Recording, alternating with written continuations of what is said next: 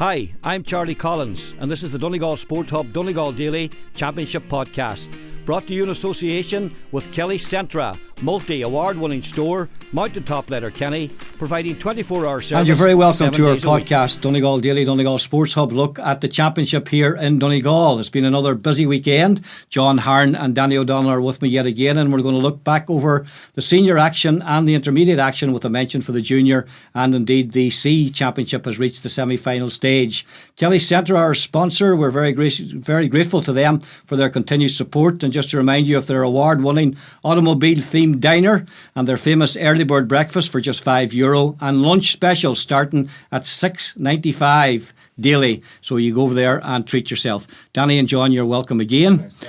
We had 4 games in the senior championship, and we had a lot of games, 6 games in the intermediate with some interesting results. John, I'll just start with the senior championship. Just looking at the results there, no real surprises, but a few very close matches.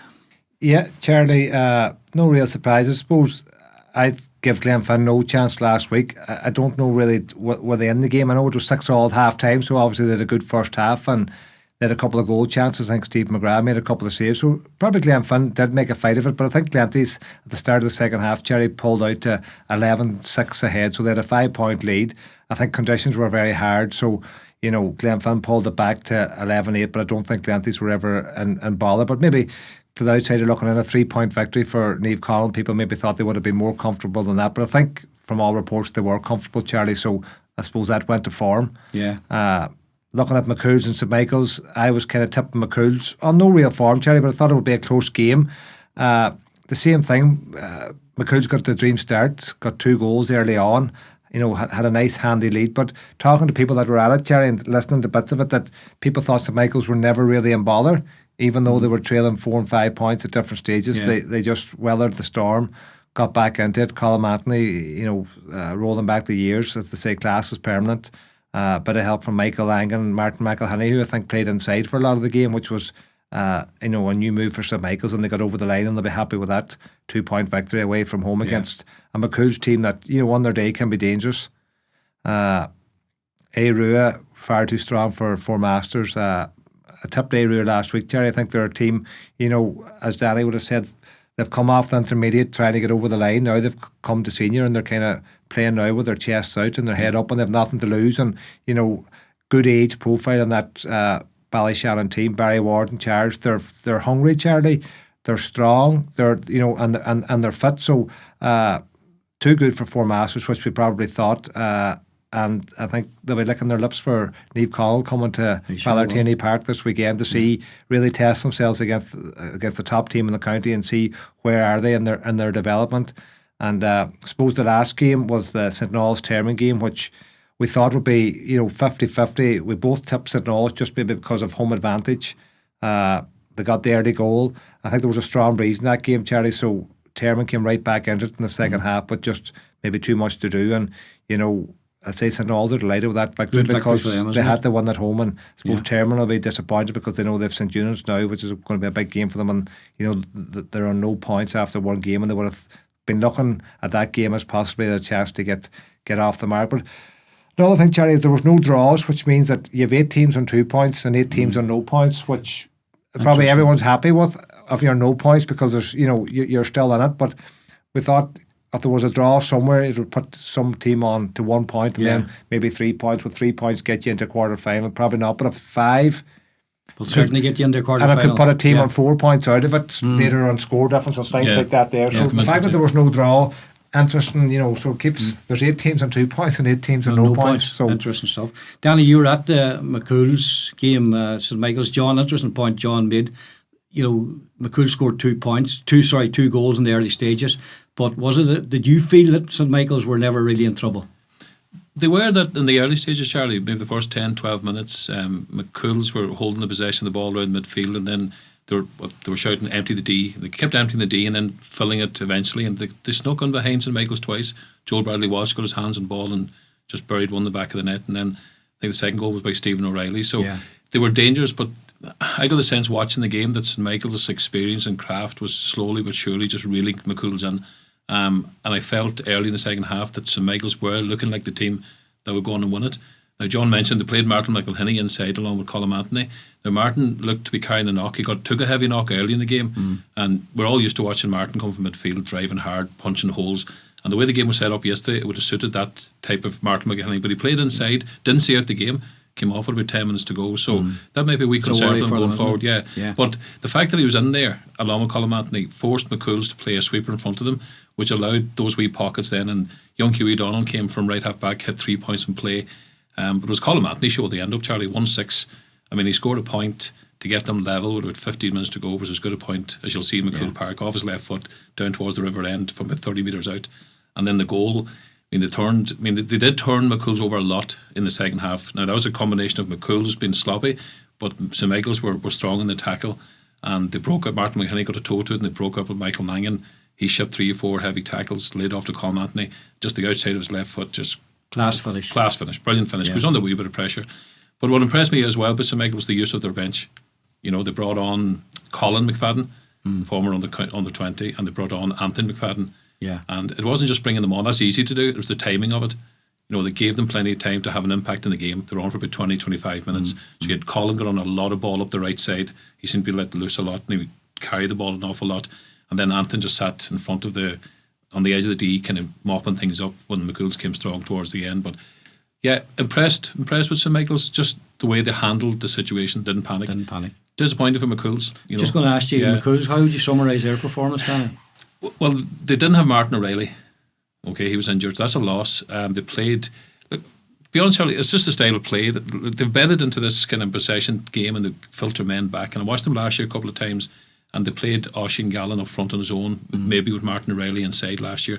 Yesterday was mainly Oisin Gallen inside on his own. But between him and Joel Bradley Walsh is a good player. He got 2 possessions that first half and scored 1-1. Farah didn't touch the ball for the first 12 minutes, and it wasn't his fault. You know, they don't kick the ball in. Now, Liam Paul Ferry was doing a very good man marking job on him, and Michael Gallagher was sitting in front of him. But there were times he was on to the wing and he pointed and it didn't deliver. So obviously they're going just retain possession. Then he comes out on the loop trying to create something.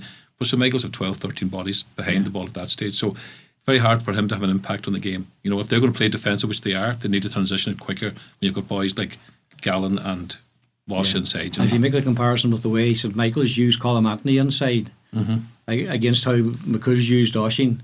Well, funny, they didn't kick it in either, Charlie. No. No, because Colm Anthony's, at this stage of his career, his movement's going to be sharp little movements in around the D and stuff like that, same as Martin. So they just carried the ball up. But when they moved, they gave it to them. Yeah. And they're physically strong, you know, and they're able to offload and create wee pockets of space. So it was just their experience, you know, just their experience, and got them over the line, I think. Just thinking like what Danny's describing there about Oisin Gallen, you know, when we had Brendan Devaney at us, you know, and Brendan Devaney started off as a young player too. He wasn't, you know, in 97 and that 98, like he was 22 or 3 or maybe 24. But like, if you didn't give the ball to Devaney, you knew about it. Yeah. He was coming out, he was effing you out of it. Give me the effing ball. Yeah. Give it to me. I'm running. I mean, you know, so I know different personalities, Cherry, but you know, Oisin Gallen's supposed to be a county player. You know, I don't know, maybe it's not in his personality to do that, but sometimes you got to say, listen, boys, give me the bloody ball. Yeah. I'm the man here that's going to score.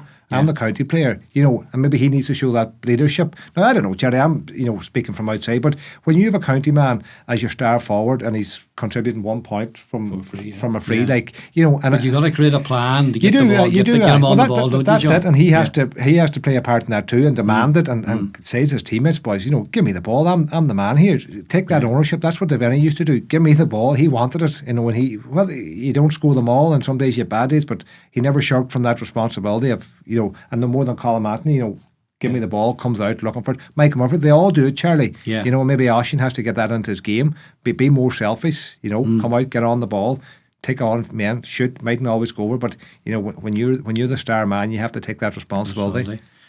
Knowles, as John said, big result for them against Termon. Again, an early goal. I think young Coughlin got a goal in the first 3 or 4 minutes of that game, and the gap, I was listening to that game on Ocean going up to Donegal Town, and the gap widened, and then Termon came back. There was a breeze blowing and got very close to them in the second half again, but that goal just separated them perhaps from the 3rd minute right to the end, Danny. Yeah, goals in championship football are big, Charlie, if you can hit the net, especially early, because it gives you a wee cushion, and you've always got that kind of gap. But Darren McDade led the charge in the second half for Termon.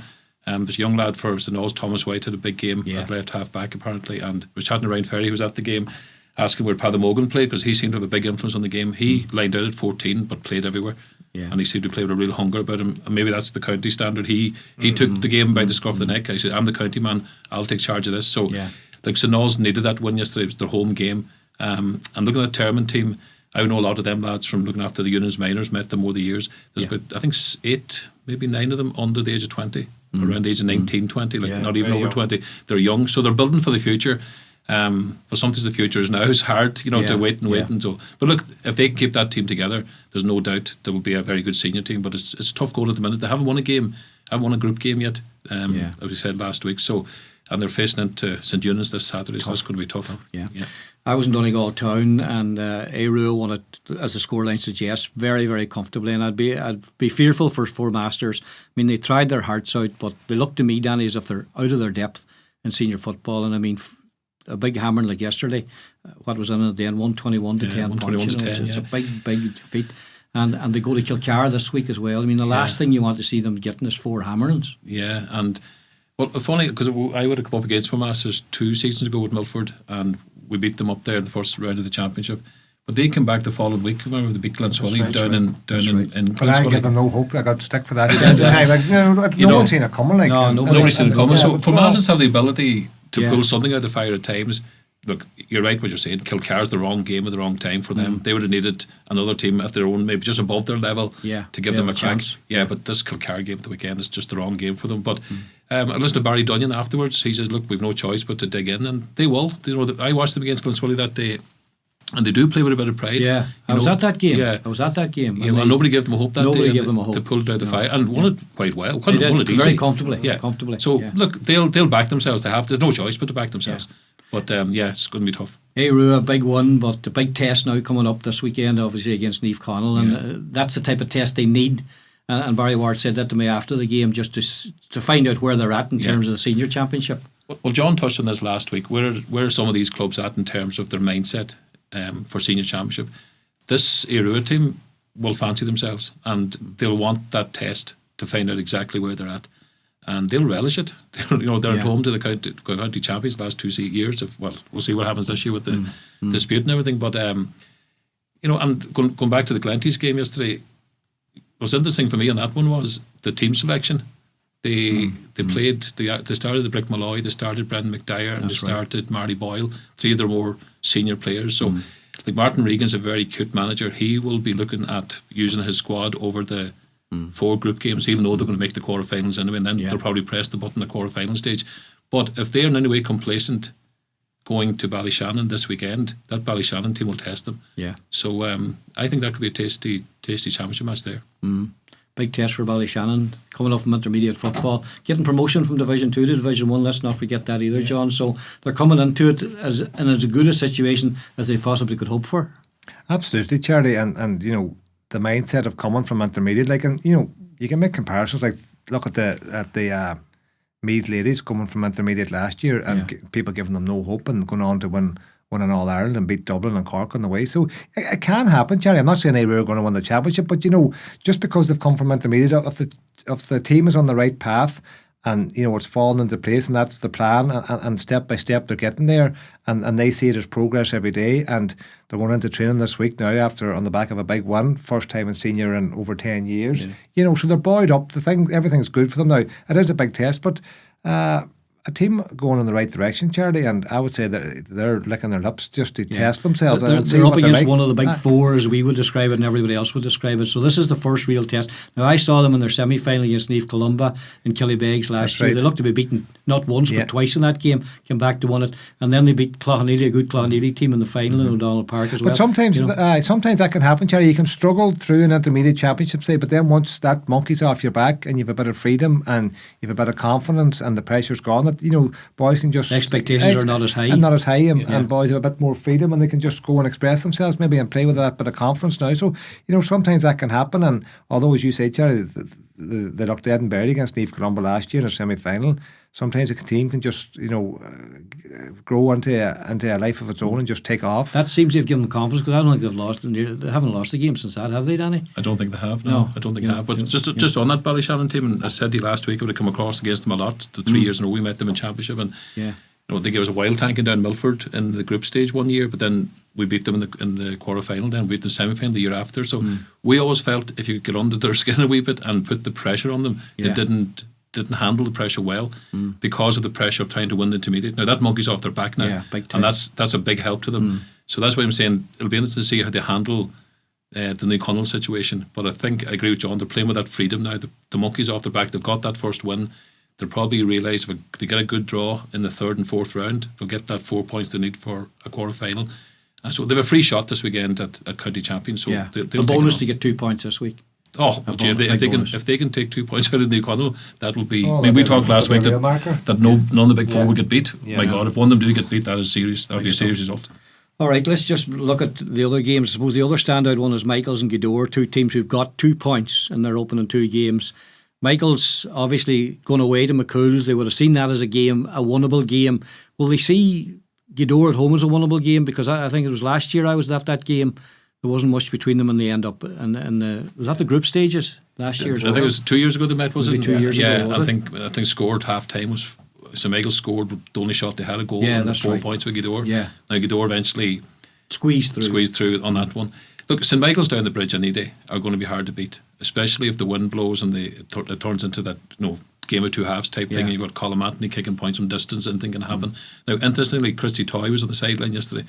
Didn't come on the field. Togged out. He had the boots and the gloves on him. Yeah. So it seems that he's available to them if needed. Dear. So why not? They should take all available talent they have. But look, at home, Charlie, with that win yesterday, and with the Martin McElhinney and Colm Anthony playing inside, and if you think back on Gweedore's first game against Milford and the concession of 3 penalties, and the concession of 2 goals, Wolves and Michaels tried to test the full back line that doesn't have Neil McGee. Exactly.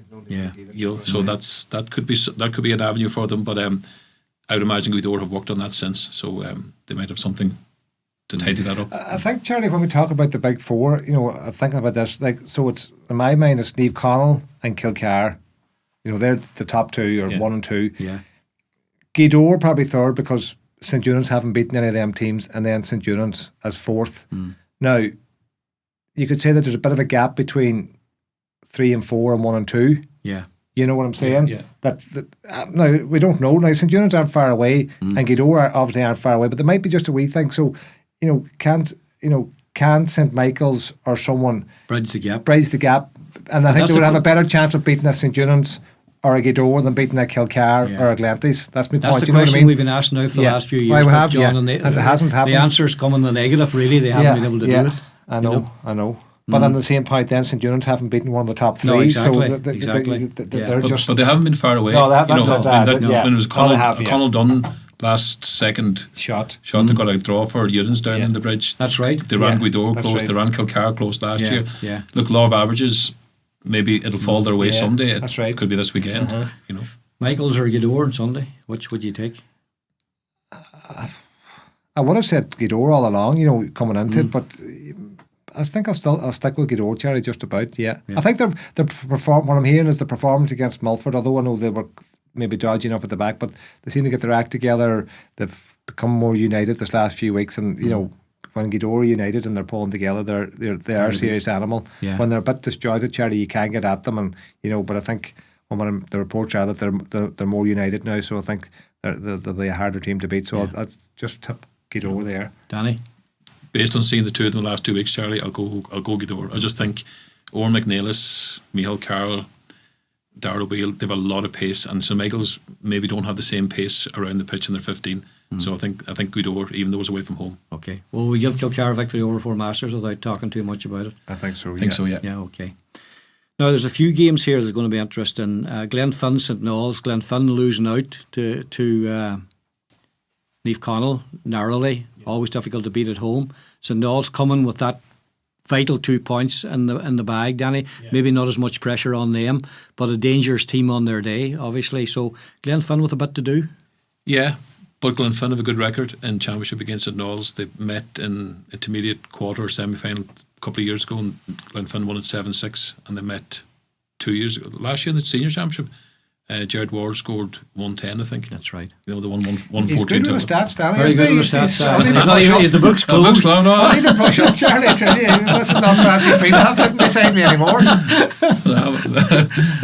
I'm a bit, He's an encyclopedia of detail there. I'm a bit of stuff on results, all right. But no, and there was a 6-point win for Glenfin, but St Knowles without Paddy Mogan that day. Yeah. So look, this St Knowles. I mean, these are the last two. Bar the Ballyshannon. It's the previous two intermediate champions. That's meeting. right.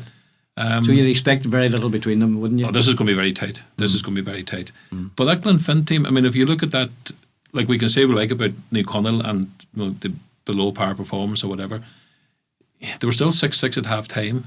Going by the reports, they got stuck in and they didn't play a very defensive game. They got men behind the ball, sure, but once they got the ball, they let it into Jared Ward and Kieran Brady. Yeah. So Glenfin are a dogged championship team. They really are. And St Knowles are also a decent championship team, so that's going to be a real cracking game. But I think home advantage. I think Glenfin, I think so. Glenswally, McCools.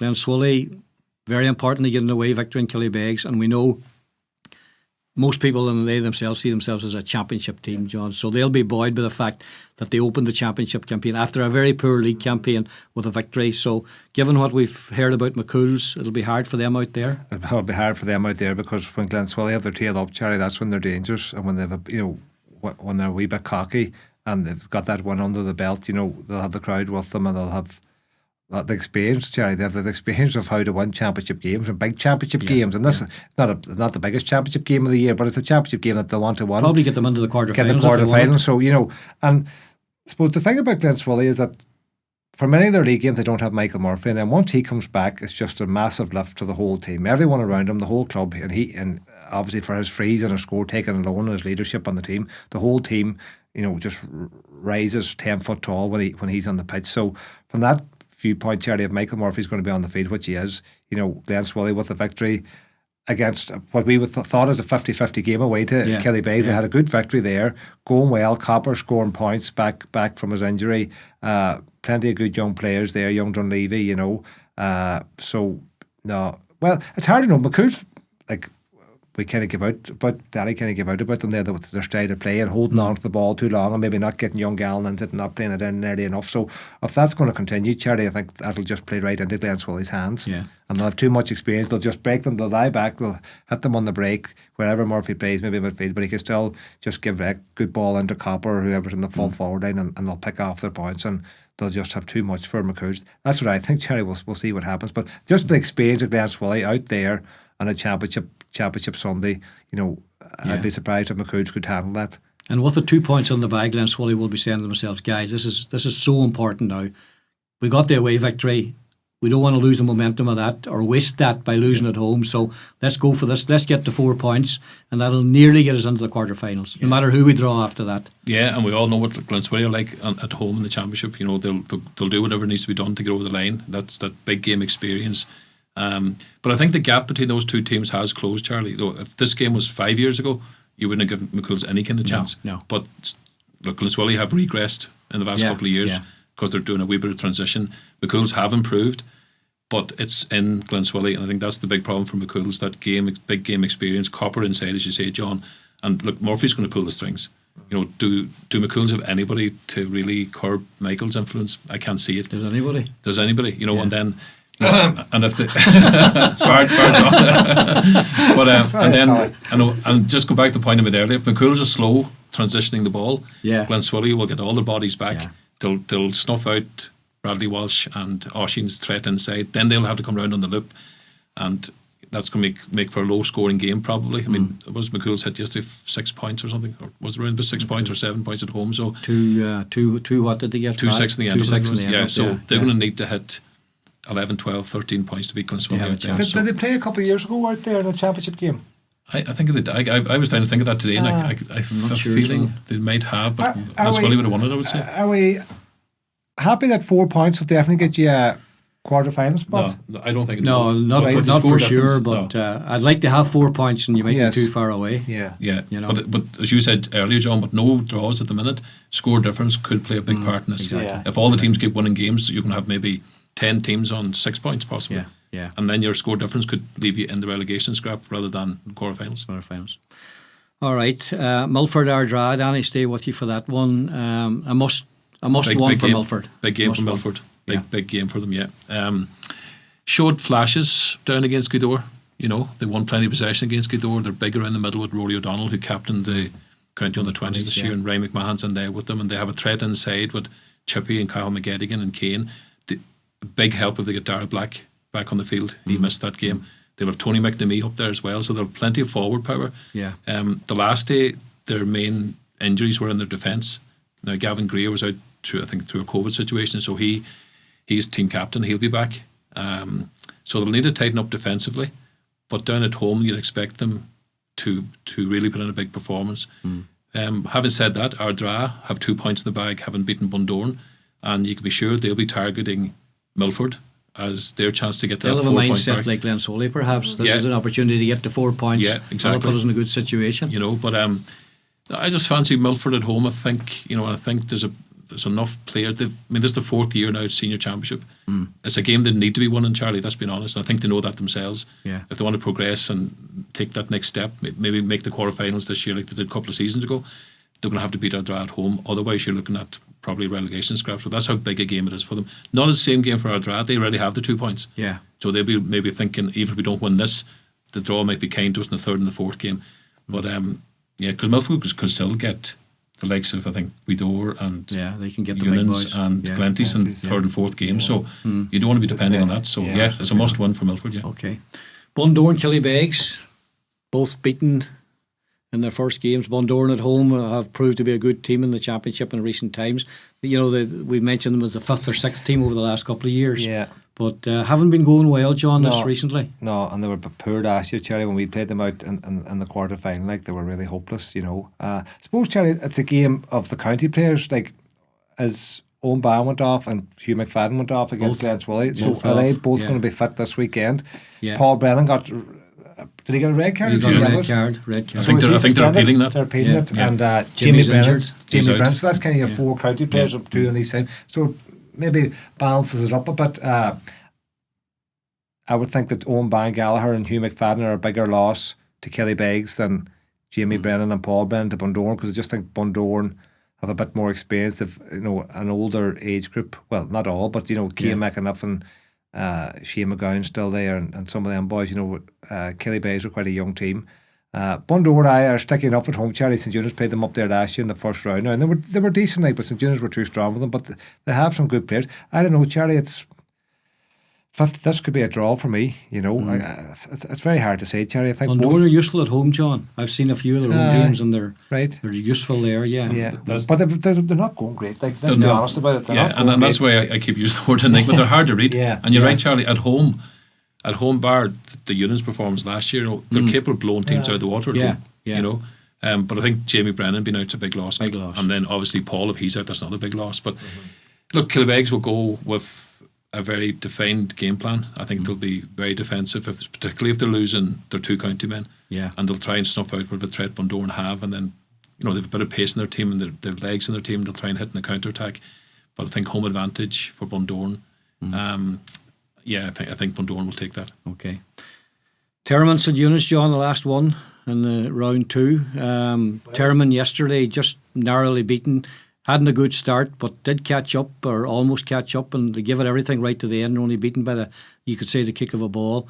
Unans have to bounce back after the Kilcar defeat, because not only did they lose, but in the manner that they lost, being in control at half time was hugely disappointing. So Rory Cavan is going to have them right. Because go to the Burn Road's no joke. No, it's no joke, Charlie. It's a local derby, and although Termon were beaten yesterday, you know, I suppose their second half performance will buoy them up, and if Fancy can go into the dressing room afterwards and say, all right, boys, we got beat, but, you know, it was a good second half. We've got to bring that into training now this week and get ready for Units, because they'll be gunning for Units.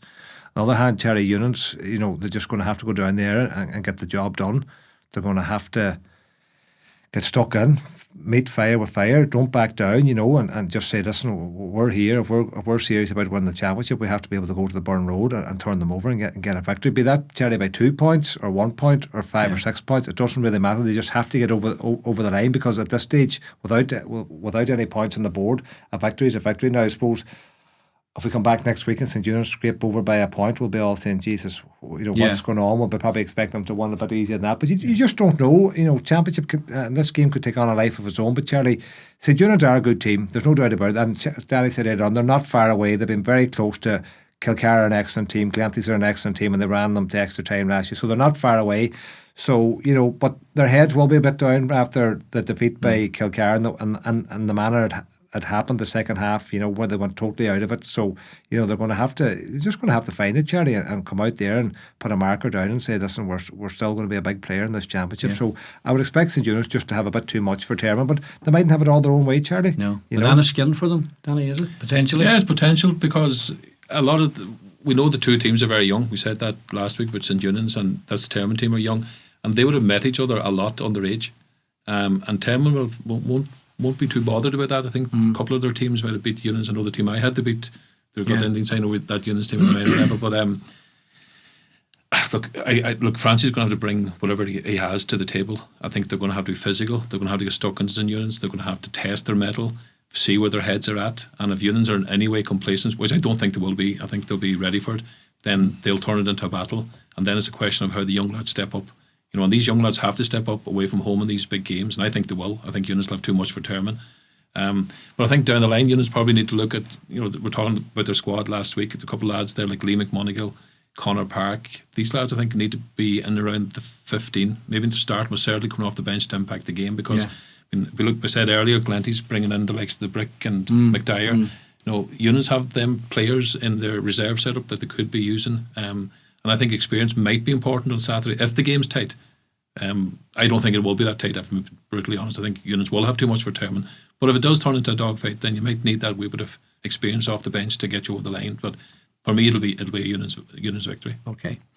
An interesting weekend ahead then, and just to confirm that the draw for round 3 will be made after the Kilcar Four Masters game, which is the last of the games on Sunday up in Towney, and this time next week we'll know exactly who's playing who in round 3, and will it be a case, even as John mentioned earlier on, of teams on 2 points and teams on 0 points, or will there be teams on 1 point and teams on 3 points? It'll be very, very interesting. So 8 matches the weekend, 4 on Saturday and 4 on Sunday in the Michael Murphy Sports and Leisure Senior Championship. When we come back after this break, we'll be looking at the Intermediate Championship, some interesting results there and some big games ahead this weekend as well. Rejoin us after these.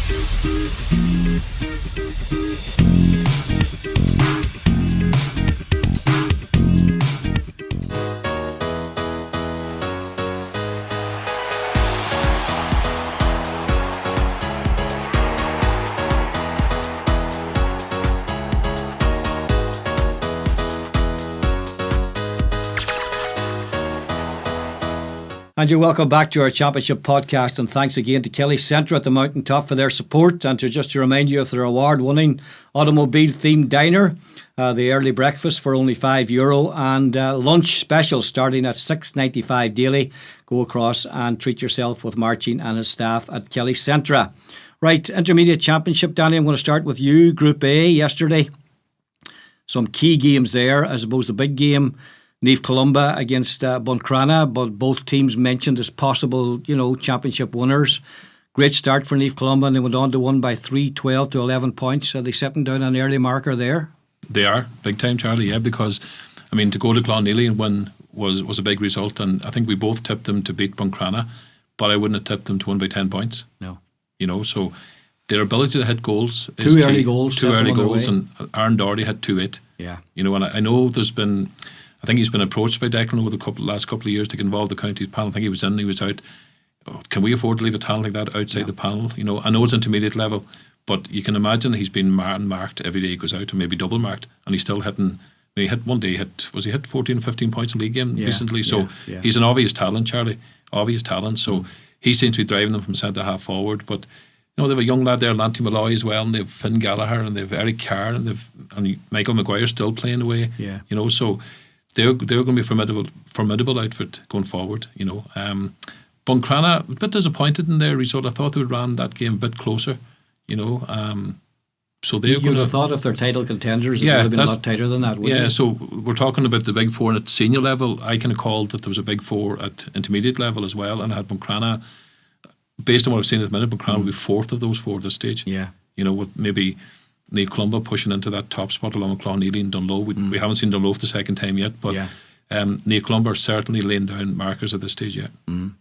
Clonneely were in a bit of bother at half time, John, and came back to one down in Fannet. Having lost their first home game, this is a typical Clonneely season because we've become used to this with them. But in fairness to them, the question was asked yesterday. They were 5 or 6 points down at half time and came back to win the game. A game they had to win, really. I want to charity, and it's a long playing record. This programme about Clonneely.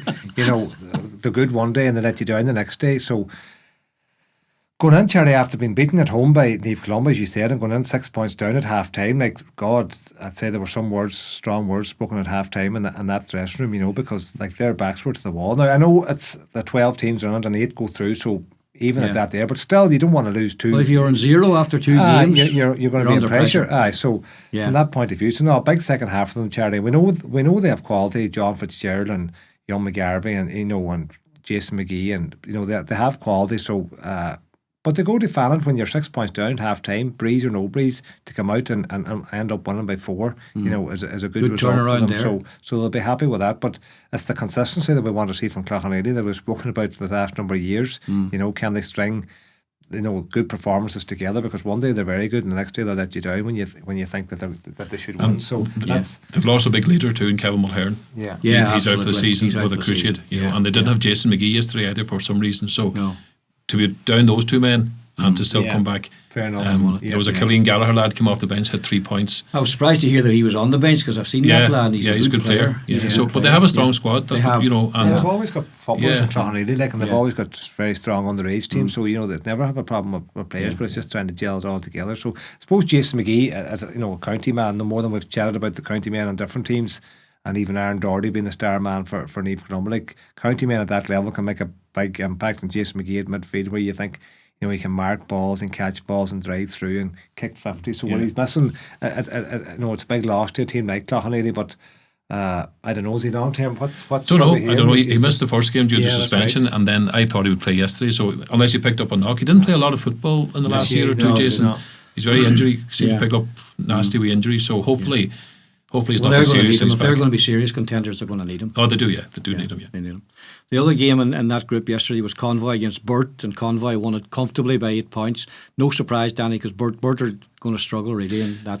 Yeah, Burt seem to be struggling this time again, and since they won that intermediate back in 2016, they really haven't kicked on. They're back playing intermediate again and look in danger of going to junior unless they get their act together over the next couple of weeks. Big result for Convoy, having lost that home game to Fannet. To bounce back and go away from home. It's never easy down in Burt. Just to play a defensive game and you have to break them down. They seem to break them down quite well. 14 points. So big result for Convoy, and they'll be, I don't know who they're playing this weekend. They're playing Buncrana now this weekend. In Convoy. Yeah, that'll test Buncrana. It will. You know, having coming out of Glen with a defeat. So Convoy, yeah, that'll be a very interesting game there. Convoy aren't a bad team. I watched them in that junior final last year, and they well deserved to win it. Yeah. So Clonela, you'd make them strong favourites against Burt next weekend. The other game in that is an interesting one. Fanet Gales against Neve Columba. Again, Fanet Gales, having lost at home to Cloughanneely, they have to go in their last game to Burt, which they'll expect to win. But a wee bit of pressure on them now, having lost last weekend. But Buncrana, Buncrana, you could say a bit of pressure on them as well. Yeah, but is this the Cloughanneely and Glen, is it? No, Cloughanneely and Burt. You'd expect Cloughanneely to win that one. Then Convoy host Buncrana, and Fanet Gales host Neve Columba. Oh, Fanet Gales, Neve Columba, yeah. It's a pressure game for Fanet. You know, they're home again this weekend. It's 2 in a row at home. Interesting that, because normally you play one home and away, etc. So they started away and they finish away with 2 home games. 2 home games in between, right? So, yeah, they have 2 points on the board. Neve Columba have 4 on the board. I think Neve Columba, the way they're playing, they're definitely playing with a lot of confidence. Having gone to Cloughanneely and winning, they will be expecting to come out of Fanet with a win as well if they're serious championship contenders. If Fanet are serious about making the quarterfinals, they're going to have to take this result of the weekend against Neve Columba. That'll be tight, but I think Neve Columba probably, if nobody can mark Aaron Doherty, the way they're going, I would tip them to come through that. Absolutely. All right, in Group B, round 2 matches, unfortunately the Red Hues Dunlow game had to postpone due to the passing of Joe Carlin, and we want to pass on our deepest sympathy. Great GAA man, a great athlete, a great sports person, played soccer and all, and gone too soon, John, really. Absolutely, Charlie. And, you know, thinking of Joe and Marty and all the family, like, you know, before my time with that great Red Hues team, I watched them plenty, Charlie. Watched them in the Sandy Harper tournament over Castlefin when it was a big tournament playing St. Eunice, maybe in 1986 or 7. You might have been there yourself, Charlie. And then that team, you know, with Donald Reid and the Carlins and Joey Brown, and then John Lynch came along and Lyndon Gillespie. You know, the names just rolled off your tongue because Red Hues were the top team along with Kelly Beggs back then in the late 80s going into the early 90s, and a team that was so unlucky not to win a championship. You know, Jared Kelly and all, you know, and Ollie Reid and all them players, and Joe Carlin was part of that team and a brilliant player, Charlie. You know, very sad, Charlie. And Joe went into management as well, giving something back to the game as well, and successfully into management, and admired for the way his team set up, Danny. Yeah, and he was always a gentleman as well, Charlie, you know, and the Carlins are synonymous with the Red Hues, and, you know, it's, look, any day you lose a big club person, it's a sad day for the community, sad day for the club. So just want to pass on my condolences to the family and to the club. And that game was postponed at the weekend, and I think they're playing it now this Friday night. That's right. So I think Red Hues and Dunlow will be out twice over the weekend. But obviously Dunlow agreed to it out of respect and fair play to them. I think that should be mentioned, because a lot of clubs would say, no, we're not going to play 2 games in one weekend. But clearly the respect to the Carlin family there kicked in. Absolutely. Respect for the Carlin family. We send on our deepest condolences and sympathy to his wife Andrea and his 3 kids, and to his mother Eileen and all the family, of course. We all know Marty very personally, and the other lads as well. So a sad loss to the GAA, but particularly to the Carlin family. The 2 matches played, Malin made it 2-1 out of 2, Danny, 3-11 to 1-8 against Neve Wara. I'm sure you got a good report on that one. Yeah, I did, that's what I predicted. I think Malin at home are a very, very strong team, you know, and that was the same as a repeat meeting of last year's championship as well. And by all reports, the lads played well enough, but I think missed chances early on to get them a foothold in the game, and then conceded a couple of quick goals. And look, Nemora's big game is coming up next weekend at home to Neve Ulton, so anything that would have got down Malin would have been a bonus for them. But at the same time, they wouldn't have gone down there without hope. But Malin at home are a tough nut to crack, and that's how it proved. So no big surprise that Malin won that game. Yeah. 2-1s for Malin leaves them sitting pretty there.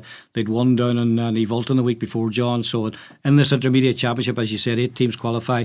They're looking pretty good. They're looking good, and fair play to them. And as we said, Cherry, in one of the earlier programmes this year, where they struggled at the start of the year in the league, and I think maybe they've changed manager. Am I right in saying that there? I think there's some kind of change there. You know, when I think they lost their first 3 league games, so they were looking at relegation even into Division 4 at one stage. So they bounced back well, Charlie. And I suppose, as we said before, I know from playing Mahon down through the years that we had plenty of tight games with them when they were in senior, and very good and full of footballers, Charlie, and hard place to go. So at intermediate level, I said that, like, that if they could get their act together and get their best players on the pitch, there'd be a match for a lot of teams there, and I'm not surprised to see them winning that game. And the 4 points, 2 wins from 2. So Yeah, they went to good Eve situation. Alton the week before and won 2. So fair play to them. They're winning the games you expect them to win. Whether they can, as Danny says, beat one of the better teams now later on in the championship, it'll be be interesting. assessed And for the them. interesting thing about Malin, for all the years they played senior, they never won the intermediate. They got it through the league position. That's right. So Yeah. so they're a team that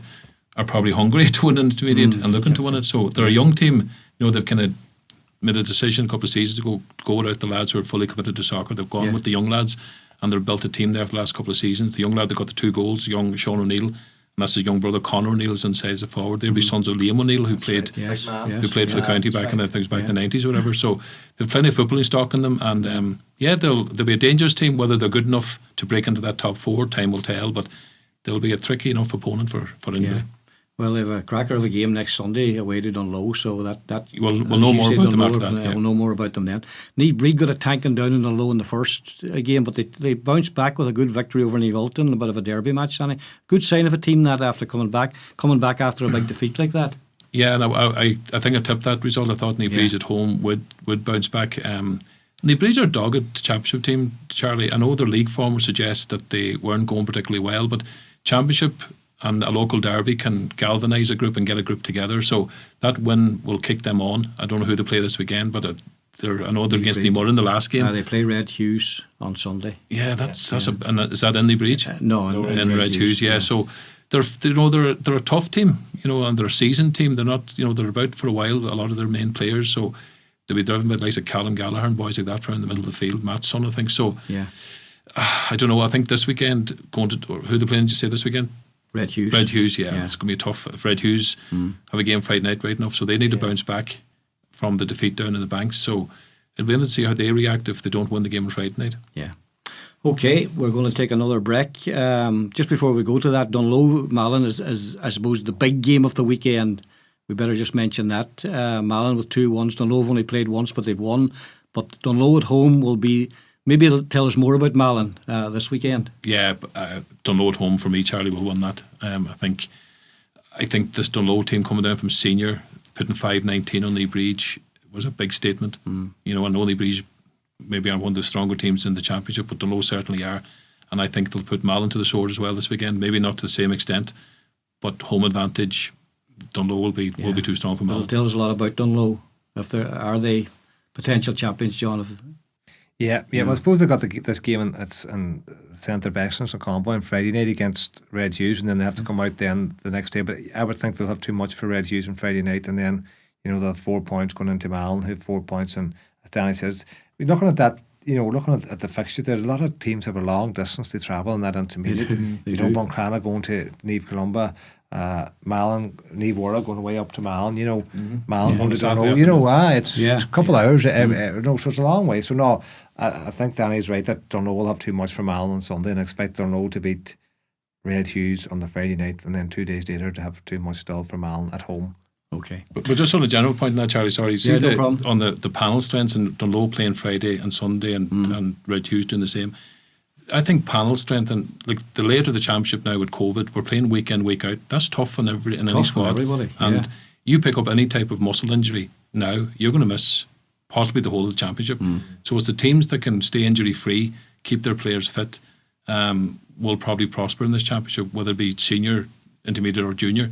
If you lose a star man to a hamstring injury, you're going to be in bother. So it's about nursing your men through games. And like Dunlow now, if they are serious contenders, they have 2 games in 3 days over the weekend. So if we didn't see how they react, over the weekend. So Okay, plenty of good action ahead. We're going to take another short break and come back and wrap it up for another week here on the Championship Podcast in association with Kelly Centra at the Mountaintop.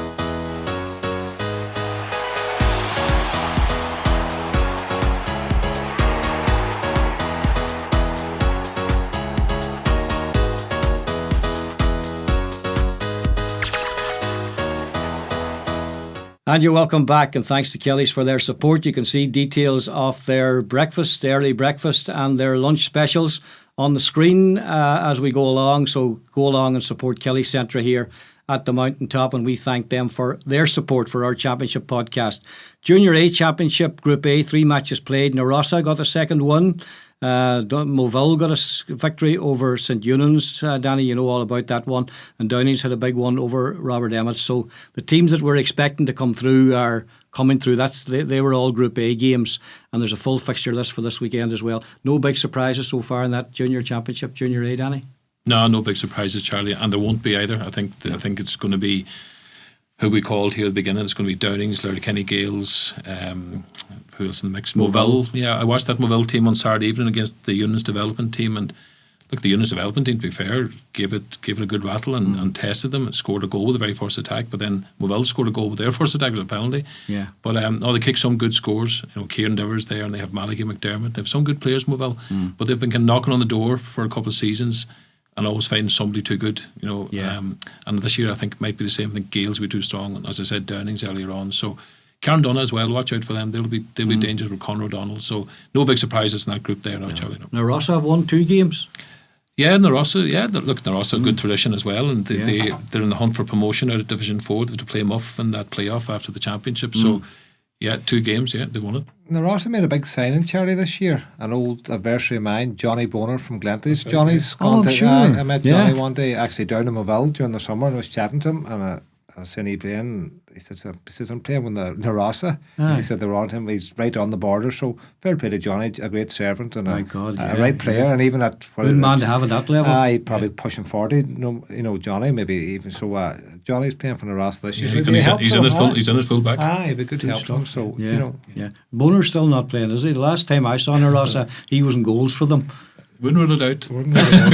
Before the season's out, but no, he'll be about somewhere if he's needed. But it's fair, it's great for Narossa, Terry. That's fantastic. Struggling to get they a looked team as out if they for a might couple be of out of existence there. Maybe join up with Dunlow and that was rumoured. So fair play them for sticking together and getting everyone out. And they've got Declan Son there, a good player. And they've a number of good players there. Christian's there and a few others as well. And look at underage, they're struggling just population, and they're amalgamated with Dunlow at most age groups. But whatever they've got through in the last 10 years is sticking with them. And they've got a big fundraiser coming there. I know Eamon O'Donnell from Eamon does be out in units with the underage, and Eamon, was chatting to Eamon, and there's the big fundraiser coming up now, the helicopter drop. So they're making a push, and they have a new pitch, and you just have to admire Jerry. But that's what the GAA is all about. No matter because no matter what, they're going to be working on small numbers, really, aren't they? Yeah. So good luck to them. All right, John, the C Championship semi-finals, a double header in the Donald Park at the weekend. I think you played in that C Championship, did you? Right. You're the expert for that one. Leif Connell against Glenfinnan, McCool's against Cloughanady. Did you play against any of them?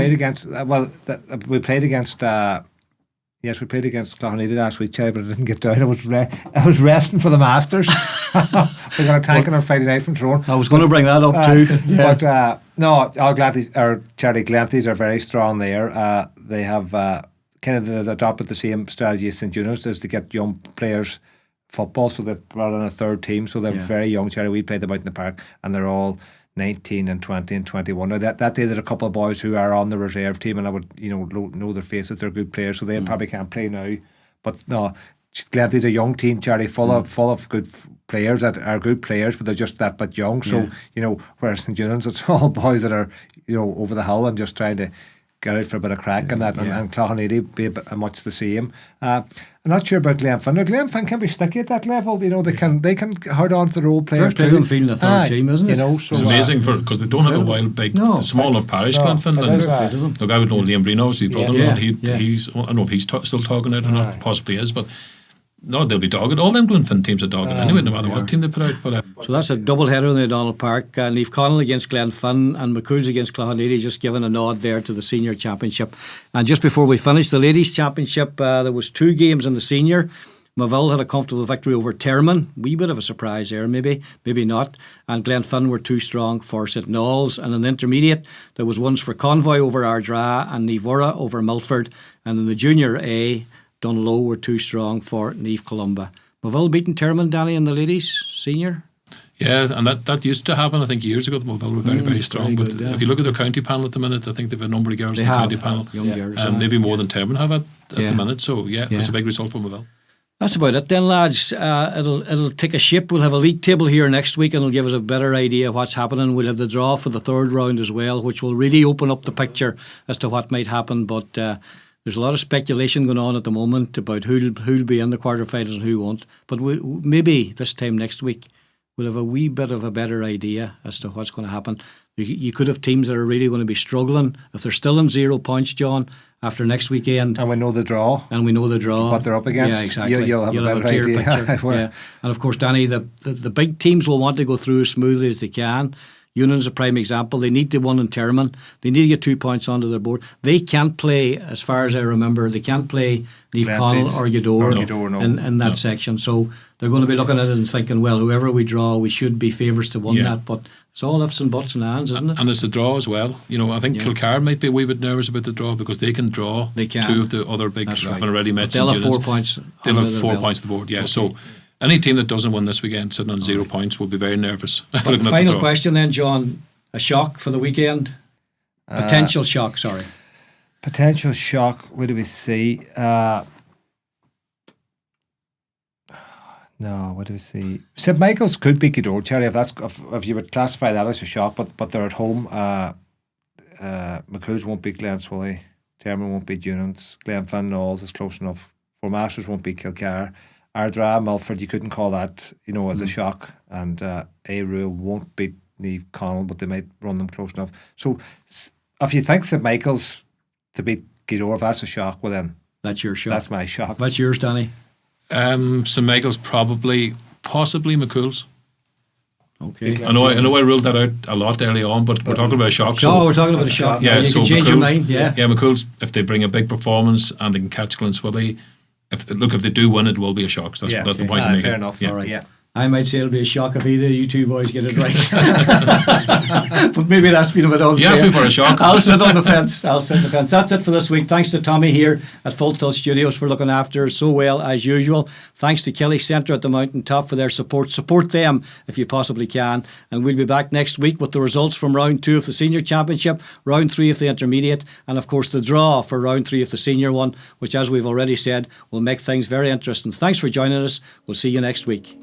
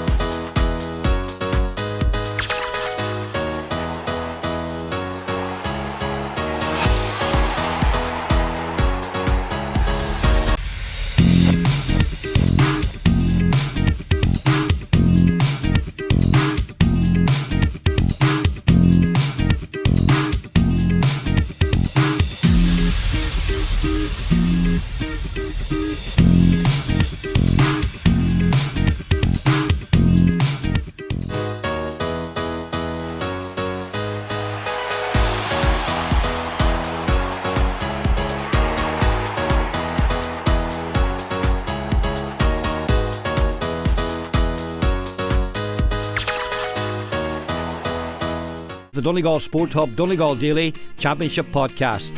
Brought to you in association with Kelly Centra, multi-award winning store, Mountaintop Letterkenny, providing 24-hour service 7 days a week.